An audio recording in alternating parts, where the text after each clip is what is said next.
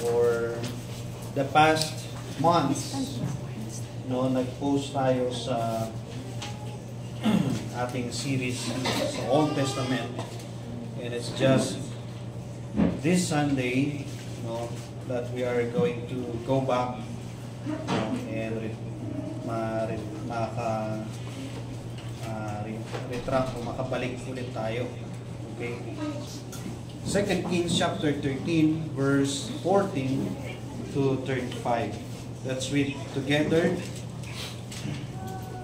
I know, palitan na lang. Ako muna, then kayo sa 15. Okay, now Elijah was fallen sick of his sickness whereof he died, and Joash the king of Israel came down unto him, and wept over his face, and said, O my father, the chariot of Israel, and the horsemen thereof.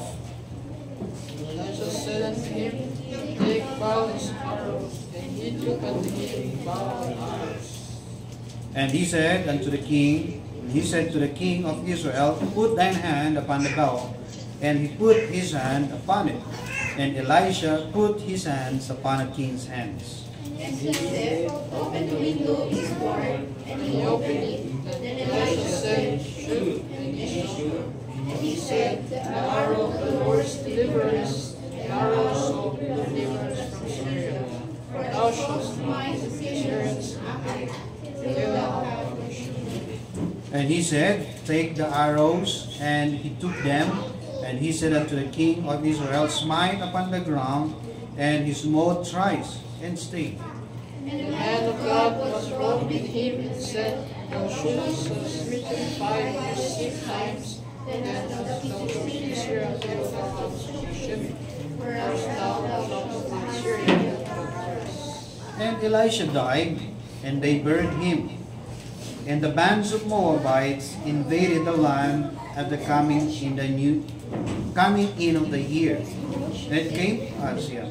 It came to pass as they were burying the man that behold, they destroyed the land, and they cast the man to the spirit of Elisha.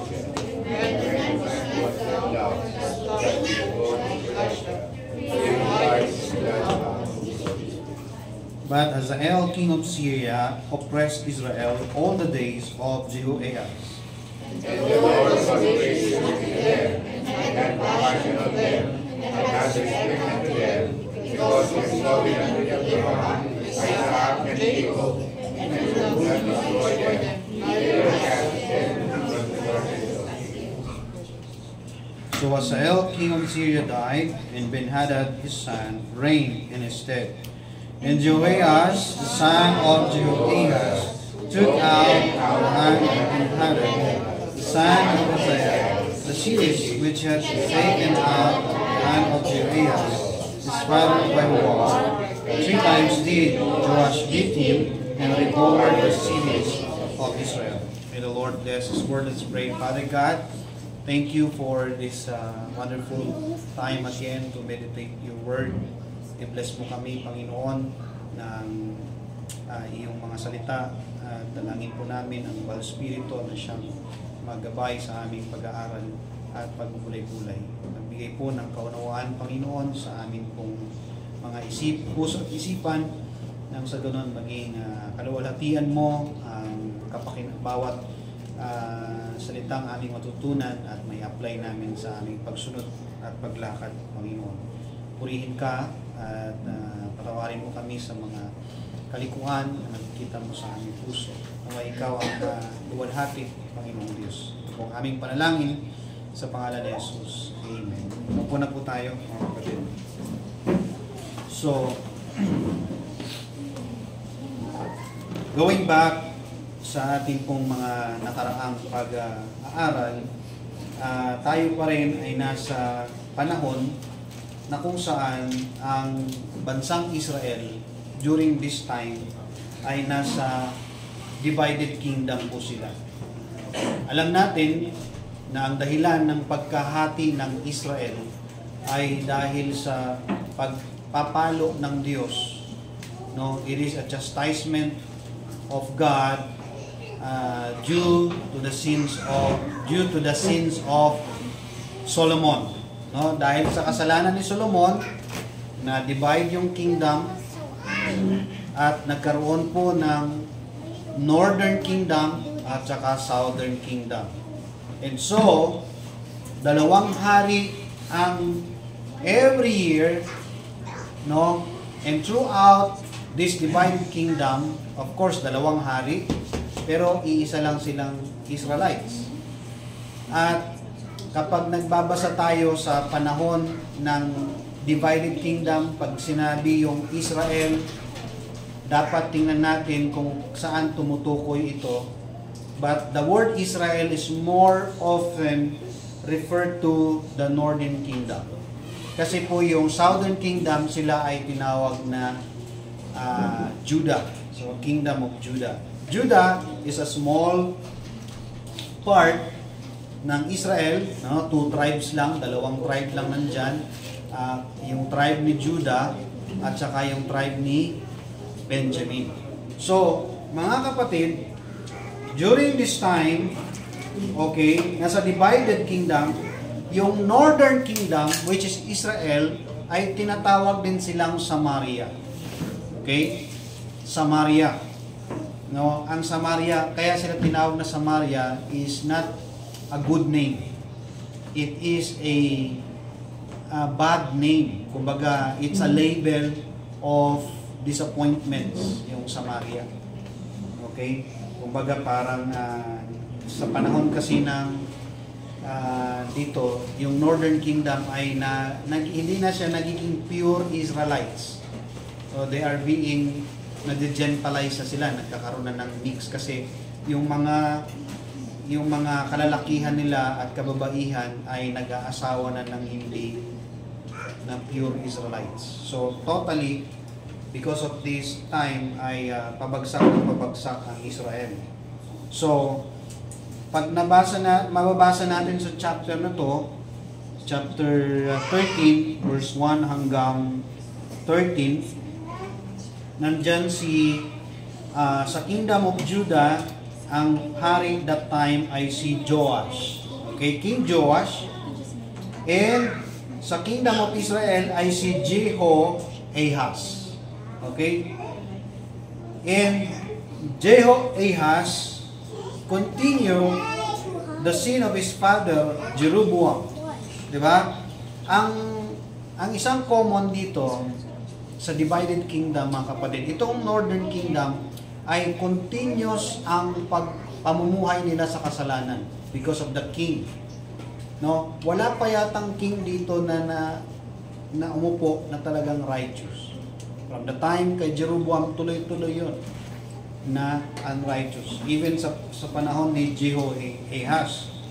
So, King Jehoahaz, okay, besought the Lord. Kasi during this time, mga kapatid, ay ini-invade, no, sinasakop na ng Syria ang Northern Kingdom.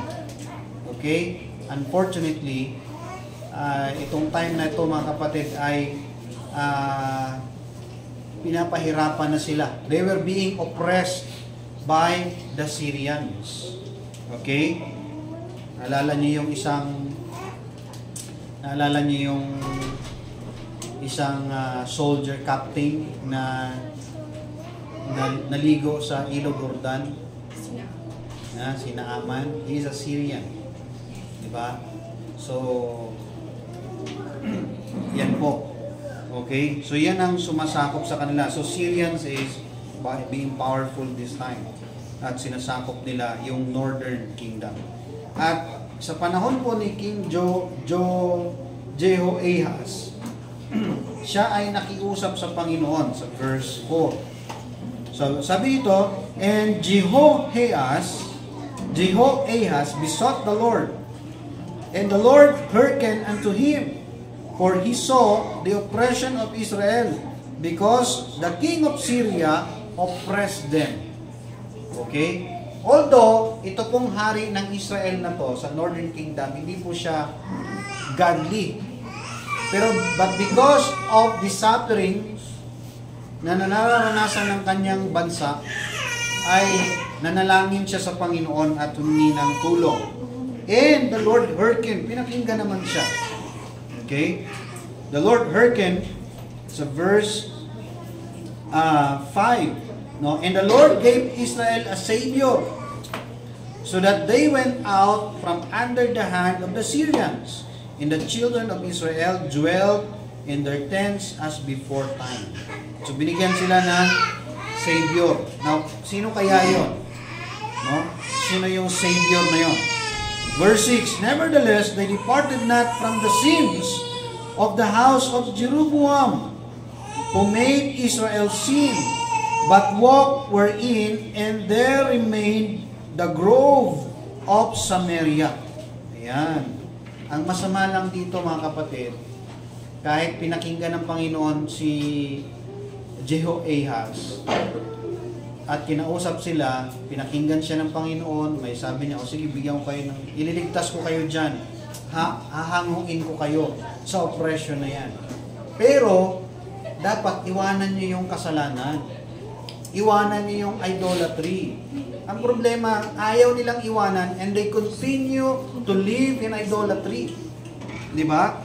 And where, sabi pa dito, no? And there remained the grove also in Samaria. Pag sabing grove, ito yung Diyos-Diyosa nila, yung inanyuhan. Now, the rest of the acts of now, namatay po itong si Jehoahaz na hindi siya na-deliver yung Israel, yung northern Israel. Now, ipinanganak naman o ang pumalit sa kanya bilang hari ay si Joash. Okay? In the 17th year, verse 9, and Jehoahaz has slept with his fathers, and they buried him in Samaria, and Joash, his son, reigned instead. So this time, dalawang Joash na. May Joash ng Judah at saka Joash ng Israel or Northern Kingdom. So, kaya matingnan nyo, pag sa King Joash, dalawang Joash yan. Okay? So, in verse 10, in the 37th year of Joash, king of Judah, began Jehoahaz, the son of Jehoahaz, to reign over Israel in Samaria, and reigned 16 years. So, si Joash po ng Samaria, o ng northern Israel, reigned 16 years. Okay? And he did, no? Ang masaklap dito sa verse 11, and he did that which was evil in the sight of the Lord. He departed not from all the sins of Jeroboam and the sons of Nebat, who made Israel sin, but walked therein. Now, makikita mo dito, binabanggit palagi yung the sins of Jeroboam. Alam mo si Jeroboam kasi, mga kapatid, he is the first king of Northern Kingdom during the he is the first king of Israel in the divided kingdom. Si Jeroboam, he is a captain. No? Siya ay captain na naging hari. Okay? At sumama sa kanya ang 10 tribes of Israel. At actually, yung Northern Kingdom is mas bigger po siya, bigger size compared with the Southern Kingdom. Okay? Mas marami sila, mas malaki sila.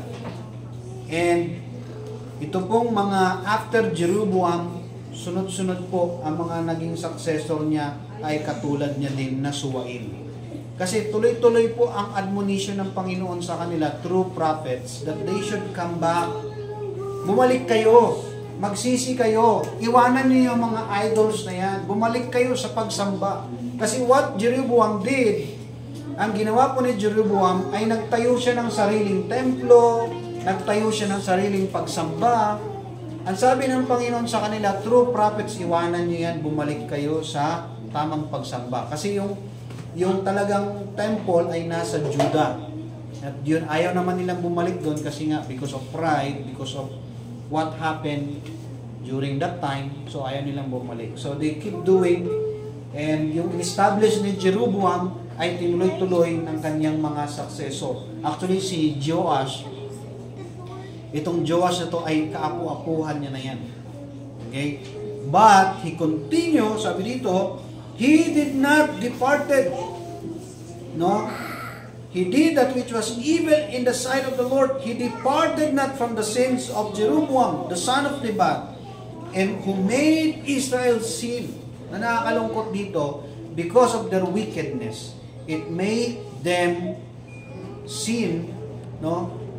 Sila ang nagtulak sa kasalanan ng Israel, no? Through their disobedience, maraming nadadamay. So nagiging sinner yung Israel because of their leadership. Nakakalungkot, ano? So, despite may promise ang Panginoon na i-deliver ko kayo, tuloy-tuloy pa rin. No?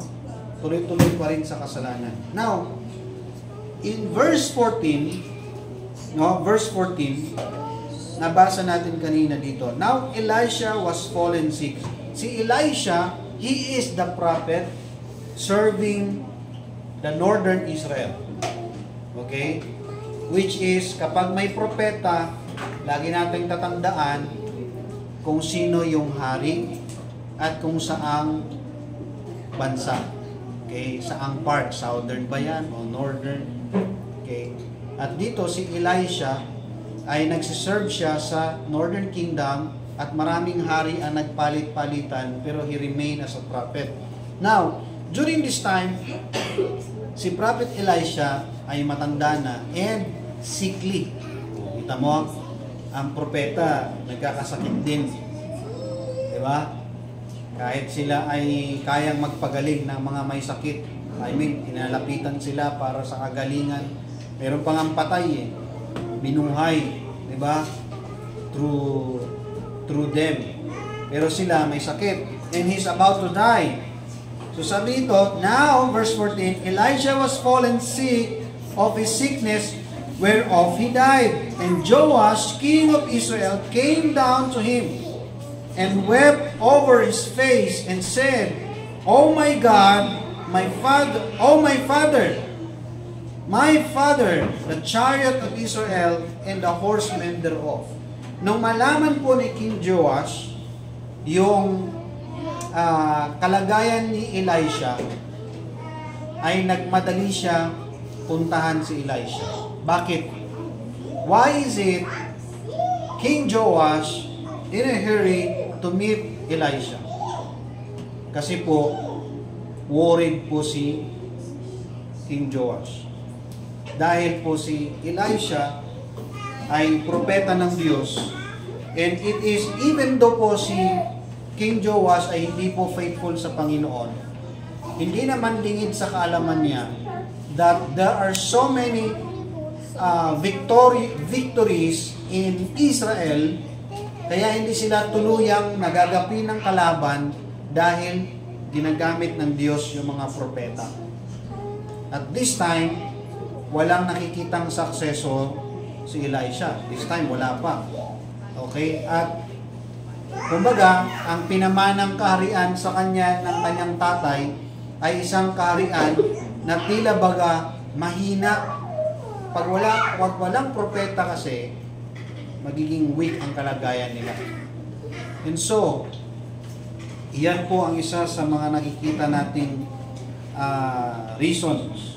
Now, but God promised them, no, not to Joash, but to his father. May pangako yung tatay niya ay ang Panginoon sa tatay niya. Nandun binanggit sa verse 5, and the Lord gave Israel a Savior. May pangako ang Panginoon sa kanya na pinapapakinggan niya, di ba? Sa verse 4, and Joash besought the Lord, and the Lord hearkened unto him, for he saw the oppression of Israel, because the king of Syria oppressed them. So may pangako, pero ang problema mawawala yung propeta. So nagmadali siya para kausapin. And this time, mga kapatid, ay nagkaroon po ng pagkakataong mag-usap si King Joash at saka yung propeta. And here, makikita po natin that the Lord grant an opportunity for Joash to defeat the Syrians. Binigyan siya ng opportunity na matalo yung mga Syrians. To do these things, may pinapagawa sa kanya si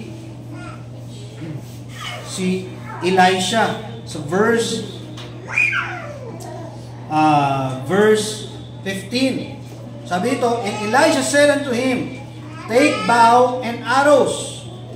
Magkumuha ka ng sibat, yung bow at saka yung arrows. And he took unto him bow and arrows. Verse 16. And he said unto the king of Israel, put thine hand upon the bow. And he put his hand upon his hand. And Elisha put his hands upon the king's hands. And he said, open the bow, open the window eastward. And he opened it. Then Elisha said, shoot. And he shot. And he said, the arrow of the Lord's deliverance, and the arrow of deliverance from Syria, for thou shalt smite the Syrians in Aphek, till thou hast consumed them. So yung arrow, mga kapatid, yung arrow in bows, this is a symbol of the Lord's deliverance. Meron pong arrow of deliverance na pinakita si Elisha sa kanya. Sige, bibigyan ka, mayroong pagkakataon na makalaya ka, matalo niyo ang Israel. And there, kumuha ka ng arrows at gamitin at gawin mo ito. Okay?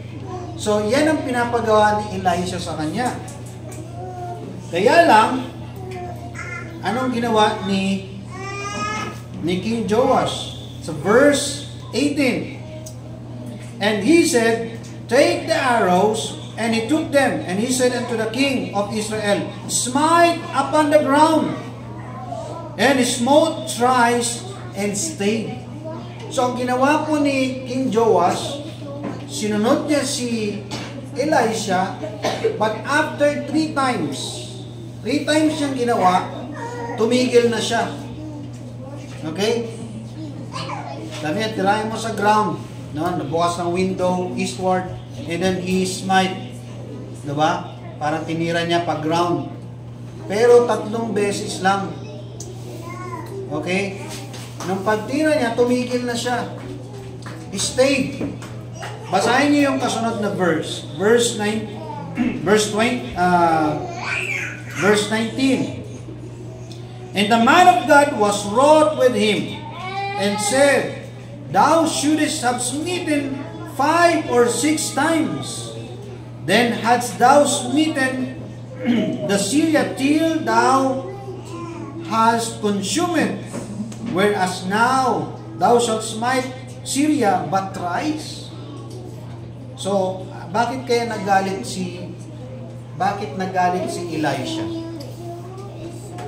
Bakit nagalit si Elisha? Nung tumigil po bakit 3 beses lang? Sabi niya, bakit ka tumigil? Okay?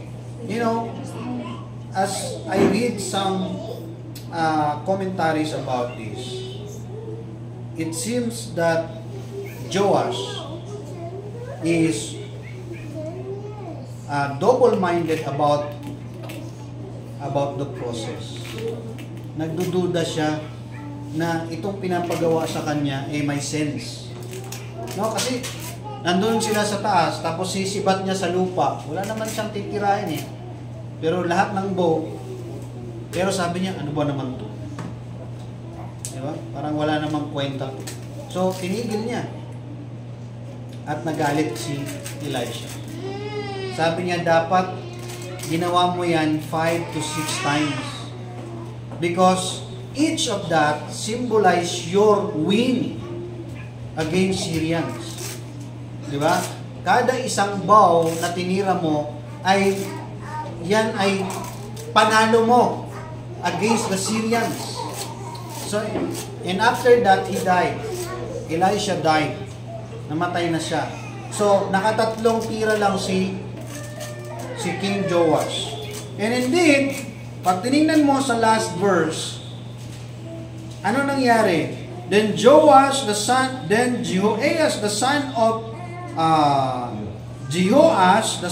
Jehoahaz, nakakalito kasi, no? Took again out of the hand of Ben-Hadad, the son of Hazael, the cities which he had taken out of the hand of Jehoahaz, his father by war.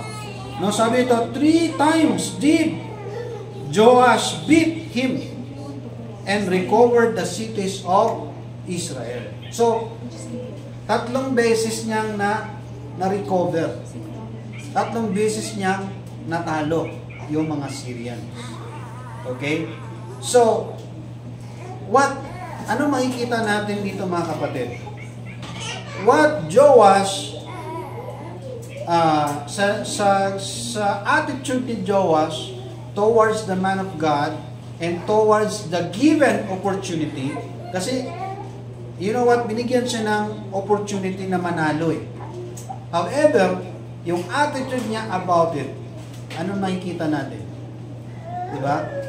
You can see that he missed, no, an opportunity. He missed a God-given opportunity. No? Kasi binigay ng Diyos yan para sa kanila eh. However, during the process, during the requirement para sa kanya, ay hindi po siya nag-comply. O kaya, hindi sincere o hindi buo yung kanyang kalooban. Okay? Kumbaga, nandoon yung kanyang hesitation, nandoon yung kanyang partiality. Si King Joash. Hindi nyo masyado makikita yan exactly in the details, but you can see na dapat 5 or 6 niyang ginawa yun eh. Pero yung salitang stayed, pag sabing stayed, after 3 times niyang ginamit yung pana, he stayed. Pag sabing stayed, tumigil na siya. Hindi na siya nagpatuloy. For what reasons? Anong dahilan? Bakit di na siya nagpatuloy? Maraming speculations and some of the possible reasons is doubt. Ano pa? Fear. Ano pa? Laziness. Alam niyo, pag ikaw ay nagdududa sa isang bagay, natamarin ka. Dududa ka eh. Nakakatamad naman to. Bakit? Nagdududa ka na may sense eh. Ano pa? Kasi pag hindi ka, wala sa bukal sa loob mo yung gagawin mo, nakakatamad, and para ka laging pagod. Hindi ka naman bugbog sarado, pero pagod ka. Kasi nga, wala sa ano mo yun eh. Wala sa loob mo. Ano pa? Half-hearted. You can see, Joash, yung sabi niya 3 times and stayed, yung pag-stay niya, maraming mga reasons behind. Possible, hindi niya masyadong pinaniniwalaan kumbaga partiality lang yung paniniwala niya. Hindi wholehearted. Minsan, ganun tayo sa salita ng Diyos. We believe it half-heartedly. We don't believe it wholeheartedly. That's why yung ating obedience, yung ating pagsunod ay kalahati lang din. Sometimes, after lang paglabas ng simbahan, susunod, the next week or the next day, hindi na. You know, brethren, no, were you able to experience or to see a God-given opportunity? Because ito yung pag-usapan natin eh. There is an opportunity for them to be saved, a deliverance. And it is a God-given opportunities. Now, ang question dito, did God give you or did you experience a God-given opportunities? No? Ang God-given opportunities dumarating ito sa tao, no, in a different situation. No, ang Panginoon may nagbibigay ng opportunity yan. And it comes. Hindi mo naman hinahanap, dumarating lang. Ang God-given opportunities can be found. Di ba? Sabi, knock, and it shall be open. So, yung mga God-given opportunities, dumarating, o kaya natatagpuan, ano pa? And it can be granted. Bakit? Kasi nagpipray ka. Lord, bigyan mo naman ako ng trabaho. Nagpipray ka ng trabaho. O binigyan ka ng Panginoon. Lord, i-promote mo naman ako. Lord, taasan mo naman yung sweldo ko. Lord, kung ano-anong hihingin mo sa Panginoon, etc. And God granted or gave you these opportunities or this favor. Ano pa? And opportunities, God-given opportunities is given. Pag sabing given, ito yung binigay sa'yo talaga.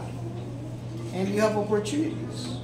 Don't you know that doing good things is a God-given opportunities?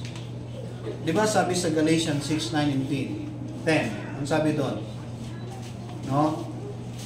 And let us not be weary in well-doing. For in due season we shall reap if we faint not. Ano sabi doon? As we have therefore opportunities, kung may pagkakataon ka, let us do good unto all men, especially unto them who are of the household of faith. So doing things, doing good things, do the well-doing is a God-given opportunities. Now, brethren, ano ang reaction mo? Ano ang ginagawa mo sa mga God-given opportunities? Di ba? Kasi dumarating ito sa iba't ibang sitwasyon. But were you able to experience a God-given opportunities in life? Meron na ba?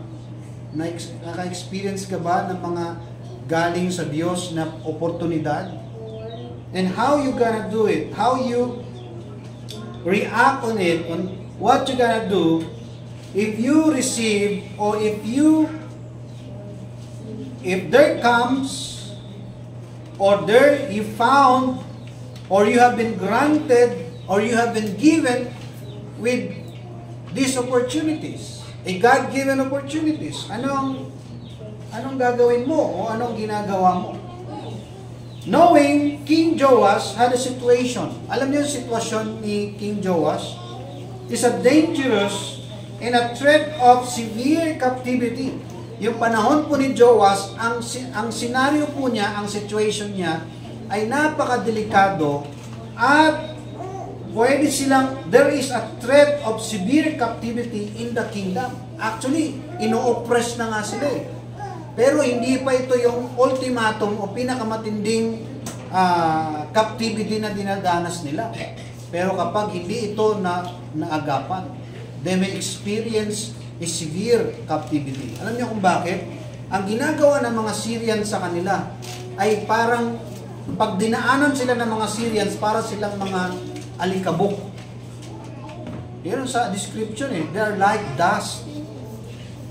Ay sabihin, dinudurog sila eh. No? Very, ang tawag nito, brutal ang mga Syrians towards them. So, severe disadvantage because of the coming loss of Elisha. Ito pa ang mahirap. Ito pa yung nakakalungkot, mga kapatid. Dahil kay King Joash, ang situation niya, meron siyang threat of severe captivity from Syrians and a loss of advantage. Bakit? Mamamatay na si Elisha. It is a disadvantage for the kingdom. That is his situation. So even though Joash is not faithful to God, he is for sure aware the significance of the prophet towards their victories in advantage position. No? Alam ni Joash yun, ni King Joash, na kahit hindi siya faithful sa Panginoon, alam niya na may advantage ang pagkakaroon ng propeta. Ito po ang sitwasyon ni King Joash. Nasa severe threat of captivity and a loss of prophet, which is a disadvantage. Yan yung situation. And now, God gave him an opportunity to be victorious. Diba? God-given opportunity is an opportunity to be victorious. Yan yung isang makikita natin No? That's what I can see here. Joash messed up about the God-given opportunities. He messed up. Dapat hindi siya tumigil. Pero he stopped because of doubt, because of fear, because of anything that caused him to stay and not doing anything about it. Not doing about the given opportunity. He messed up about God's given opportunities. Brethren, how many God-given opportunities you messed up in your life? How many of them na dapat hindi ka tumigil, na dapat nagpatuloy ka, na dapat ay treasure mo o binigyan mo ng value o pinahalagahan mo? How many opportunities you messed up? And what lessons you have learned about it? Or you will continue to mess up with the coming opportunities pa. Ganun ba? Ganun ba ang gusto mo? You will continue to mess up or messing up over God-given opportunities? As long as you live, as long as we take breath, I believe God has plenty of provisions of God-given opportunities in this life. Hindi ka ba natutuwa na isang opportunity sa iyo ang mag-serve sa Panginoon na nandito ka sa church ng Panginoon? Is it not a God-given opportunity to serve God in His church, in this truth? Hindi ba't God-given opportunities yan? That you were able to know the truth? That you were able to be part of the Lord's church? Is it not a God-given opportunities? Anong gusto mo? You will continue to mess it up? Na dapat ma-enjoy mo yung full privilege of that, ma-enjoy mo yung fullness of advantage. Anong ginagawa natin? Are we going to do the same like King Joash? When he was given an opportunity, he stopped. He stayed. Diba? So, a God-given opportunities were given to you or to His people that we may have an opportunity to be victorious. Yan po yung unang point, mga kapatid. Ang God-given opportunities, binibigay ng Diyos yan that you may experience a victorious Christians. Kaya nga may anak may mga anak na hindi victorious. Why? Because they messed up the God-given opportunities. They don't receive, they don't respond to the call, and they don't receive the Lord Jesus Christ in their life. Diba? Bakit? Those who receive Christ have given the power to become the sons of God. Kaya walang power si Christ sa iyo Ayaw mo kasing i-involve yung sarili mo sa Kanya. You resist His laws. You resist His command and directions. Nakikipag-away tayo sa Panginoon Diba? When you are living in a carnality, you are messing up with God-given opportunities to have fellowship with Him. Diba? To be carnally minded is what? Is death. And it is enmity against God. Sa halip na ang opportunity mo maka-fellowship ang Panginoon, nakikipag-away ka tuloy. Because living in sin is enmity against God. Anak ka ng Diyos pero hindi ka sumasang-ayon sa kanyang mga kagustuhan. Di ba? Where, mga kapatid, God gave a lot of, there's so many God-given opportunities in His church. And His truths, in His words. Alam nga natin, nasa Bible nga yung mga given opportunities, oh. Basahin mo yung Bible mo, sandamakmak yan, na mga given opportunities. Ay, problema, hindi natin binabasa. Mas marami pang oras mo doon sa Facebook. Di ba? Hindi nga, buti binigyan ka ng kakayanan magbasa. Yung iba nga, hindi nakakabasa. Nakikinig lang. O yung iba nga, hindi nakakinig, bingi. Those are God-given opportunities for us. Pero hindi natin, mess up natin, sinasayang ba yung mga opportunity na binibigay ng Panginoon? You want to enjoy His God-given, His opportunities, edi huwag mo sayangin. Don't throw it away. Huwag mong hayaan yung Bible mo na inaalikabok na lang. Ang taas-taas ng memory ng cellphone mo, pero hindi mo makita na mayroong naka-install na Bible doon. Diba? Anong naka-install doon? Diba? Sandamakmak na kung ano-anong mga apps. Sigurado, nandyan yung Shopee, nandyan yung Lazada, nandyan yung TikTok, nandyan yung Facebook, Messenger, etc. Nasaan yung Bible? These are God-given opportunities, brethren, that we mess up, that we ignore, and we don't take advantage of it. Diba? Pastor, paano naman kami? Wala kaming cellphone. O, sino yung walang cellphone? Wala kaming advantage. Hindi. Mas marami kang advantage. Diba? Kasi pag may cellphone ka, kailangan may disiplina ka. Kaya pag wala kang disiplina, i-consume ka niyan. Lalo pa pag meron kang wifi. Ang dali-dali magsayang ng oras dyan. So, brethren, let us not forget and let us not, huwag nating hayaan na sayangin yung opportunities natin. Joas given at least 5 or 6 times opportunities. 3 lang ginawa niya eh. Sayang yung 2 o 3 pang opportunities na dapat ma-enjoy nila. No? So,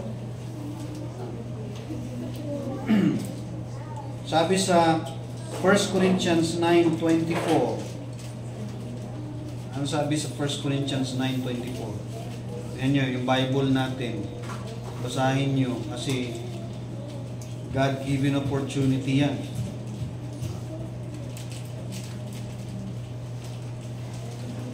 Diba? Kaya siya hindi nagbabasa, tinatamad eh. Kaya si King Joas, tinamad. Hindi siya nagtuloy. Diba? 1 Corinthians 9:24, ano sabi doon? No? Know ye not that they which run in the race run all, but once received the prize. So run that ye may obtain. Pag sabing run, do not stop. Do not stay. No? That you may obtain. Eh, ano ba yung obtain doon? God-given opportunity, which is the price of running, which is the price of not staying and not doing nothing. There's a price in continuous doing. Ano pa? Hebrews chapter 10.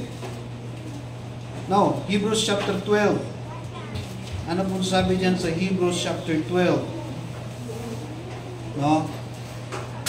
Verse 1. Wherefore, seeing we also are compassed about with so great a cloud of witnesses, lay aside every way, and the sin which doth so easily beset us.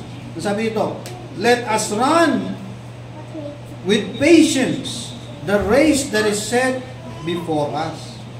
No? Let us run. Pag sabing let us run, let us not stay, let us not stop.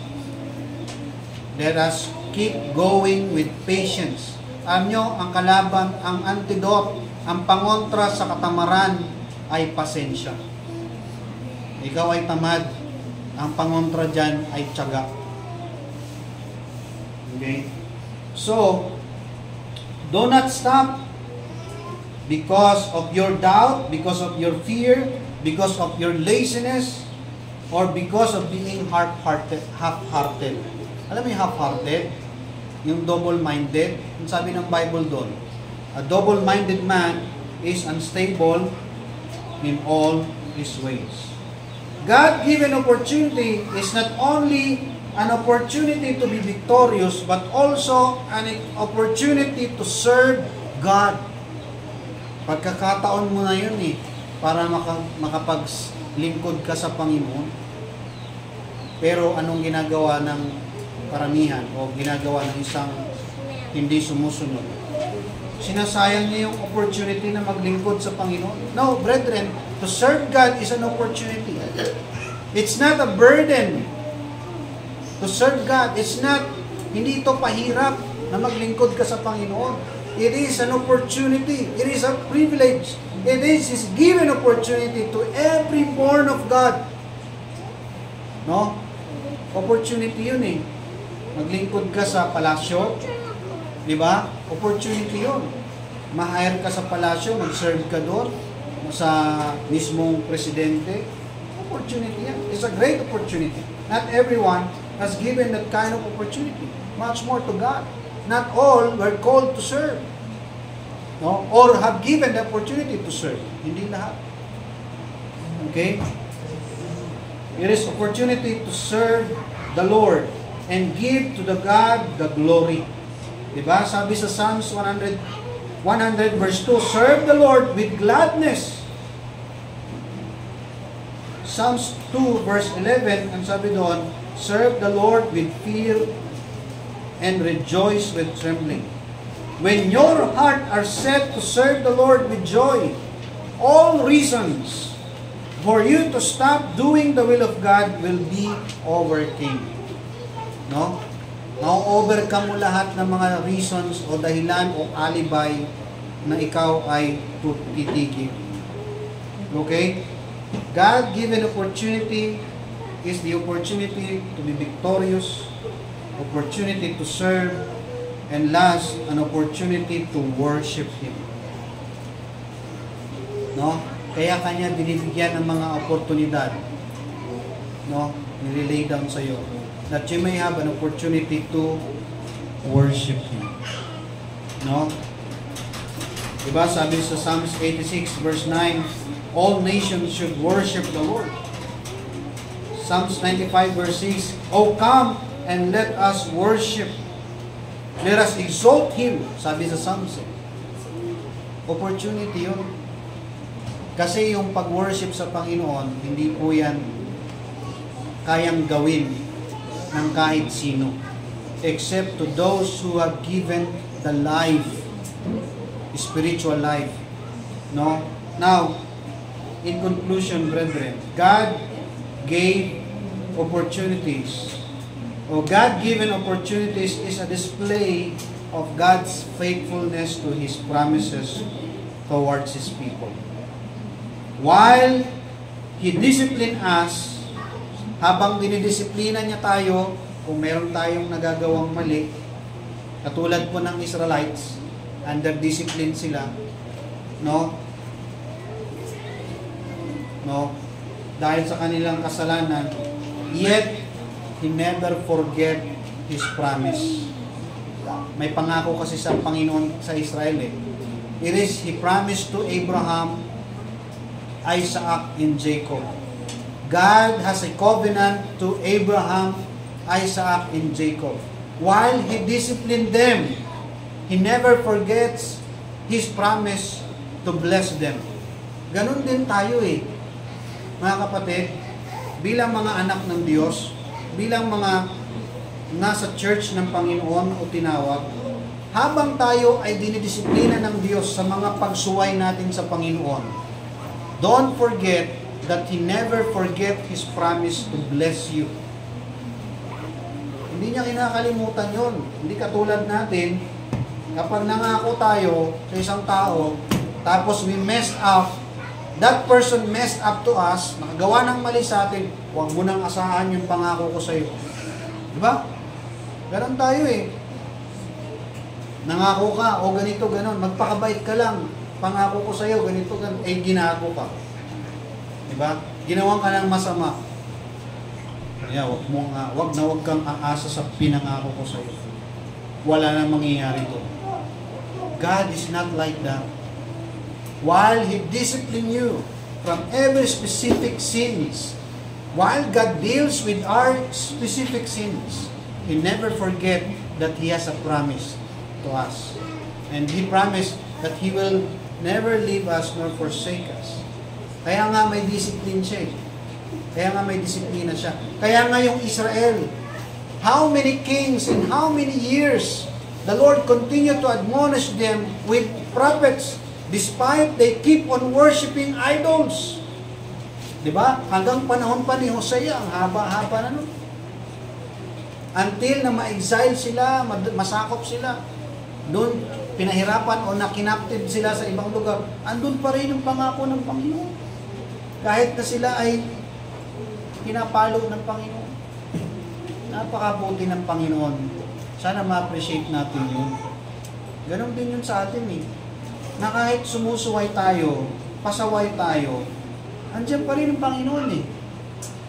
Di ba natin ma-appreciate yun at ibalik sa Lord? Nawa ay ma-realize natin. At yung kagandahan at kadalasayan ng pag-ibig ng Diyos sa atin at pagiging tapat niya sa pangako niya sa isang anak niya.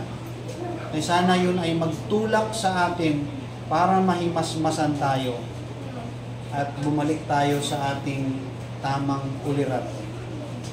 Nung tayo ay makakilala sa Panginoon, O Lord, You have been merciful unto me. Let this life be yours. Sana ganun. Hindi yung you have a lot of reservations, hindi mo maiwan yung mga kasalanan o mga bagay that hinders you to serve God. Isamantalang sa Panginoon naman yan. Di ba? Sana may balik natin sa Kanya yung deserve ng Panginoon. Okay? And only born again people can appreciate that. I told you. Pag hindi ka born again, hindi ka pa anak ng Diyos, napakahirap maintindihan yan. Pero kung anak ka ng Diyos, meron kang ability to understand. And I hope this message bring you into that realization. Bring us into this realization. So much for that. Let's all stand, let's pray. Dakilang Diyos na mahabagin at makapangyarihan sa lahat. Muli, patuloy kaming nagpapasalamat sa iyong mga opportunities na binigay sa amin. And nakikita po namin, Panginoon, na ang mga opportunity na ito ay binigay mo para mas lalo kami maging malapit sa iyo at lalong may luwalhati ka namin. And nawa ang mga opportunities na meron kami at dumarating sa amin ay hindi magdala sa amin palayo sa iyo, but instead maglapit, mag-correct at pa-develop ng aming pag-ibig sa iyo. Salamat po, Panginoon. I-bless niyo po bawat isa at nawa ma-appreciate nila ang every given opportunities na binigay mo sa kanila. At isang opportunity, Panginoon, na binigay mo sa amin, na aming lubos na pinapasalamatan at ina-appreciate ay ang opportunity every Lord's Day, or every time we gather, to give you, to sing praises to your holy name, and to meditate your word, and worship you in our hearts and minds. Thank you, Lord. These things we pray in Jesus' name. Amen. As we remain